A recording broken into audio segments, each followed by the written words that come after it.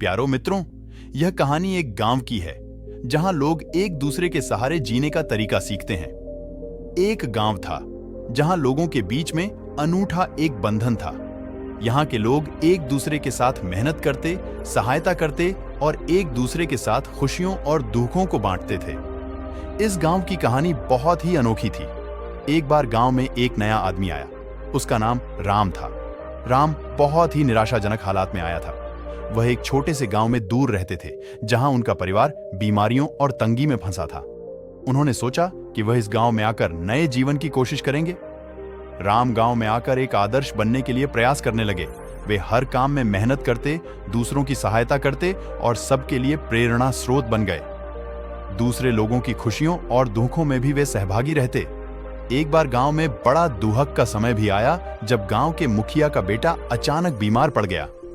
उसकी स्थिति गंभीर थी और उसके परिवार को इलाज के लिए पैसों की आवश्यकता थी, लेकिन गरीबी के कारण परिवार के पास इतनी धनराशि नहीं थी।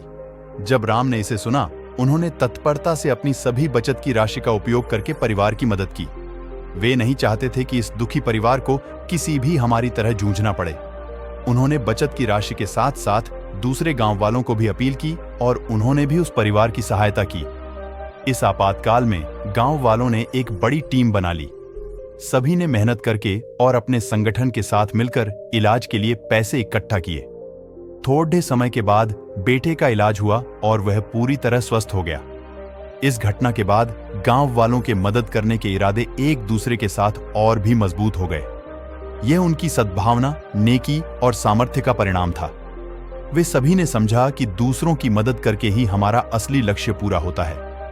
वह गांव अब एक परिवार की तरह था, जहां हर कोई एक दूसरे का सहारा था। यहाँ के लोग अपनी खुशियों और दुखों को साझा करते, एक दूसरे की मदद करते और अपने संघर्षों को साथ में झेलते थे। वे सब मिलकर इस दुनिया में एक सुंदर और समृद्ध जीवन जीने का तरीका सीख गए।